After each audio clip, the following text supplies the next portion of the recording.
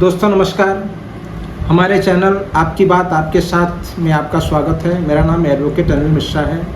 आज मैं चर्चा करने वाला हूँ नेहरू जी से संबंधित कुछ प्रेम पत्रों और अन्य डॉक्यूमेंट के बारे में। दोस्तों कुछ दिन पहले संसद में ये मुद्दा उठा था जिसमें डॉक्टर संबित पात्रा जो पुरी के सांसद हैं, उन्होंने संस्कृत मंत्रालय को एक चिट्ठी लिखा था।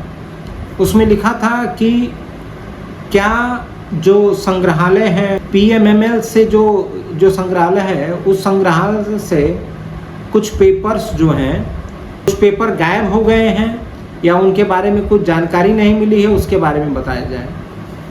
तो संस्कृत मंत्रालय ने उनको जवाब दिया कि प्राइम मिनिस्टर, जो भी पुराने प्राइम मिनिस्टर थे, उनसे संबंधित जो भी दस्तावेज हैं वो कहीं भी गायब नहीं हुए हैं, वो सुरक्षित हैं। तो फिर हमारे कांग्रेस के नेता जयराम रमेश क्यों चुप रहने वाले थे? उन्होंने बोला कि आज बीजेपी का झूठ पकड़ा गया। वो हमेशा ये कहते थे कि उसमें से नेहरू जी के बहुत सारे डॉक्यूमेंट गायब हो गए हैं। तो उन्होंने बीजेपी को कटघरे में खड़ा किया।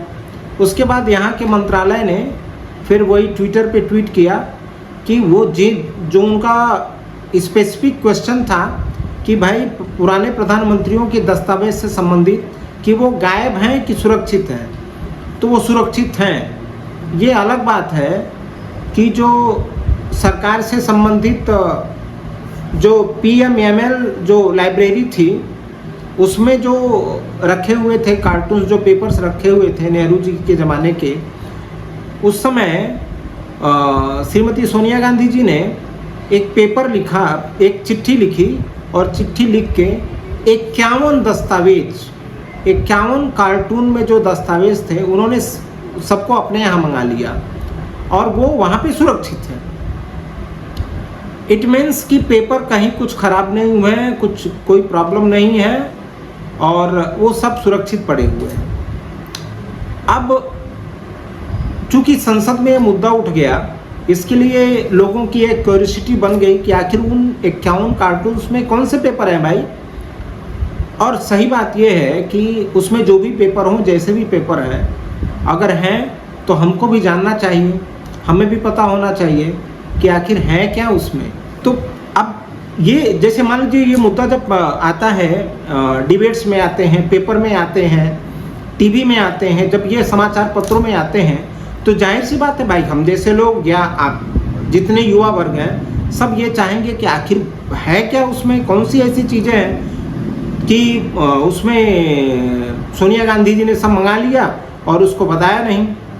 और उसमें सबसे ज़्यादा बीजेपी वाले उसमें जो जिक्र करते हैं वो एडविना माउंटबेटन के जो इनके साथ रिलेशन थे, वो जो दोस्ताना रिलेशन था उनका मानना है कि वो दोनों एक दूसरे को पत्र व्यवहार किया करते थे। उस पत्र में क्या लिखा है क्या नहीं लिखा है, लेकिन उसको प्रेम पत्र से संबंधित। मुझे एक बात समझ में नहीं आती है, बीजेपी वाले या जो भी सांसद, भाई साहब आप संसद में जो मुद्दा उठाते हो या जो क्वेश्चन करते हो आप किसी चीज़ के लेकर के, तो थोड़ा उसमें ऐसा कुछ ऐसी मुद्दों को उठाओ जो हमसे संबंधित हो, जो ज़मीन से जुड़ा मामला हो। भाई साहब पेपर सोनिया गांधी जी के पास रहे या आपके संग्रहालय में रहे, मुझे नहीं लगता है बहुत बड़ा इम्पोर्टेंट है। अच्छा, अगर आपके हिसाब से बहुत इम्पोर्टेंट है तो ये मुद्दा आज का तो है नहीं। समझो आपको ये पता, आज तो पता नहीं चला कि ये 51 कार्टून उस लाइब्रेरी में न रह के सोनिया गांधी जी ने मंगा लिया। एक बात बताओ, अगर उसमें बहुत अच्छी चीज़ें थीं या उसमें कुछ जानने जैसी चीज़ें थीं या देश के लिए बहुत महत्वपूर्ण था या लोगों को बताना बहुत महत्वपूर्ण था, तो छोटी से छोटी बातों के लिए आप तो सुप्रीम कोर्ट पहुंच जाते हो। तो इसके लिए आप सुप्रीम कोर्ट क्यों नहीं गए? 11 साल हो गए ना सरकार को, क्यों नहीं हाई कोर्ट गए, क्यों ना सुप्रीम कोर्ट गए होते और बोले होते कि भाई इसमें 51 कार्टून उनके पास हैं, उन्हें 51 कार्टून्स में बहुत सारे पेपर लिखे हैं, बहुत सारे पत्र हैं जो देश को बताना बहुत ज़रूरी है, उससे हमारी अर्थव्यवस्था सुधर सकती है, या कुल मिला के जनता जनार्दन के फायदे से संबंधित है, या हमें आप आप बताना चाहते हो कि आखिर वो दस्तावेज कैसे हैं, उस पर रिसर्च कराना चाहते हो। तो आपका कहना है कि जो लोग पीएचडी कर रहे हैं तो उन दस्तावेजों पे पीएचडी करेंगे, नेहरू जी के ऊपर पीएचडी करेंगे। तो आपको ये पता है जब सब पीएचडी करेंगे तो भाई साहब आप जा क्यों नहीं रहे हो? आप जाओ ना, सहयोग करो ना, सुप्रीम कोर्ट जाओ, हाई कोर्ट जाओ, पीआईएल फाइल करो, रीट फाइल करो, क्यों नहीं फाइल कर रहे हो? या तो आपको ये अच्छी तरीके से पता है कि उन दस्तावेजों में कुछ ऐसा नहीं है जिसको सार्वजनिक किया जा सके, या सार्वजनिक करने के बाद किसी को उसमें कुछ लाभ मिले या जो नई जानकारी मिली है वो मिल जाए। या तो आप जनता को बेवकूफ़ बना रहे हो, बस इसको एक राजनीतिक मुद्दा बनाए रखना चाहते हो और उसमें एक सस्पेंस क्रिएट कर रहे हो कि भाई साहब कुछ तो ऐसी बात है, वो जो टीवी में दिखाया जाता है ना, कुछ तो ऐसी बात है कि क्यों उसमें बहुत सारे ऐसे पेपर हैं जो कि सोनिया गांधी जी ने अपने घर में उसको रखा हुआ है, वो अगर खुल जाएगा तो बहुत बड़ा भूचाल आ जाएगा। अरे भाई क्या भूचाल आएगा, क्या नहीं आएगा, पहले हमको भी तो अब ये तरीके से ना, अब संबित पात्रा जब बोलते हैं ना तो और क्यूरियोसिटी बढ़ जाती है यार लोगों को जानने की कि आखिर है क्या इसमें, लेकिन बताते नहीं हो। तो कम से कम ये तो बताओ, आखिर मैं ये जानना चाहता हूँ, मैं भी ये जानना। अभी तो क्या है ना, आप ये इतना चर्चा बन गया है कि तो अभी हर व्यक्ति ये जानना चाहता है कि आखिर इसमें है क्या क्या नहीं है, लेकिन करोगे कुछ नहीं है। अगर एक्चुअल में कुछ उसमें फैक्ट लग रहा है तो आप प्लीज़ कुछ करो, आपके हाथों में बहुत सारी ताकतें हैं। आपको पता है ना, जब किसी को कुछ करना रहता है तो वो कर जाता है। यही ये योगी जी के ज़माने में जब मुख्तार अंसारी कहाँ पे बंद था, जेल में, पंजाब में, पंजाब के जेल में बंद था, उस समय वहाँ पे कांग्रेस की सरकार थी। उन्होंने उसको झूठे छोटे मोटे मामलों में फंसा के रखा था। उसको ये पता था कि यूपी जाऊंगा तो यूपी में बड़ी दुर्गति होगी, माफिया था ही। वो यूपी तब आने वाला था जब वो सोचा कि बीजेपी सरकार जाएगी, उसके बाद वो यूपी आएगा। लेकिन बीजेपी सरकार ने भी, योगी जी ने भी यह तय कर लिया था कि नहीं, हमें मुख्तार अंसारी को यूपी लाना है तो लाना है। तो उसके लिए पता है क्या, वो हाई कोर्ट गए, सुप्रीम कोर्ट गए, वहाँ से ऑर्डर लाए और उस ऑर्डर के तहत उसको खींच के पंजाब की जेल से खींच के यूपी की जेल में लाया गया। अब फिर बाद में पता नहीं किन परिस्थितियों में उसकी मृत्यु हो गई वहाँ पे, लेकिन उसको लाया ना उन्होंने।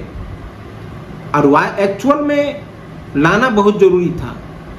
तो अपराधियों की कमर टूटी, लोगों को पता चला।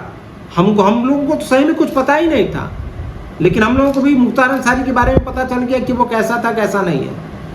लेकिन एक्चुअल में, सही में, अगर आप लोग एक्चुअल में हमको कुछ बताना चाहते हो तो मैं आपसे हाथ जोड़ के विनती करूंगा कि आप प्लीज़ इसके ऊपर एकदम स्ट्रिक्ट एक्शन लीजिए।